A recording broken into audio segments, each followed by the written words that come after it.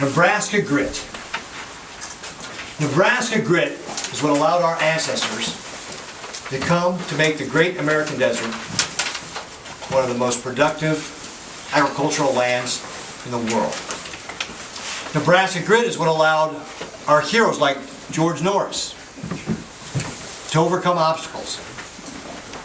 One of the Nebraska heroes I talked about today was Don Stratton, who was on the USS Arizona when Pearl Harbor was bombed. He was nearly fatally injured. But after recuperating and numerous surgeries and rehabilitation, he actually re-enlisted and finished out the war on a destroyer after being nearly killed in that first battle that America participated in World War II. That's Nebraska grit. And folks, it's that same spirit and determination that we're going to have to use as we put together this next biennium budget. We know that we've got challenges in agriculture. Farm income has gone from $7.5 billion in 2012 and 2013 down to $4.5 billion in 2015 and probably closer to $4 billion in 2016. And like every Nebraska family, when income goes down, you all tighten your belts. Well, folks, that's what we have to do at state government as well. We have to tighten our belts. And those are the budget recommendations that I have presented to the legislature. I presented $275 million in adjustments for this fiscal year to bring our budget back in balance through June 30. And then with my biennial budget, I proposed additional expense control. In fact, we will be growing our budget at an average of 1.7% per year over the next 2 years to keep our budget balanced. And importantly, without increasing taxes. Another area that we are working with Senator Kurt Friesen, who's chair of the Transportation Committee on, is to merge our Department of Roads and our Department of Aeronautics into a Department of Transportation. So again, that we can leverage the efficiencies between those two organizations to put more money into runways and roads without sacrificing jobs. We're also looking to cut regulatory red tape.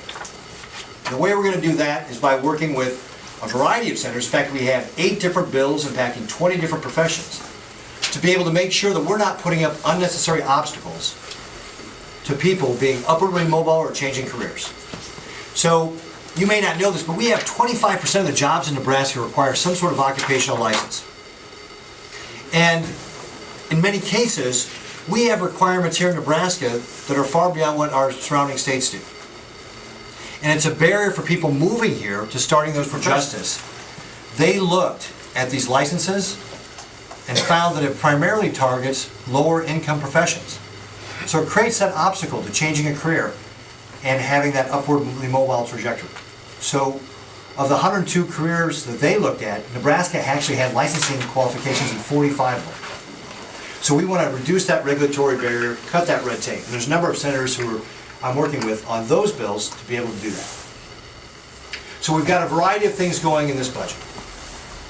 We're working to make government more effective, more efficient, cut regulatory red tape, and importantly, controlling the spending in our budget.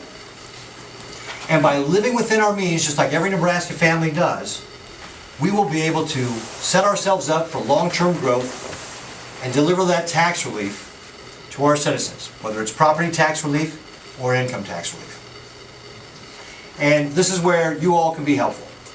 Please reach out to your state senators. Let them know what you think about the proposals that we have here today. State senators are looking for your feedback and your input. We've got a lot of work, and there's a lot of special interests out there that hire their own lobbyists to be able to push forward their agenda. I believe as politicians and elected officials, our first duty is to you, the citizens, that we've got to be an advocate for you and a voice of the taxpayer. So please, get involved, stay involved, watch the debate as we go through. The things we are doing are not going to be easy.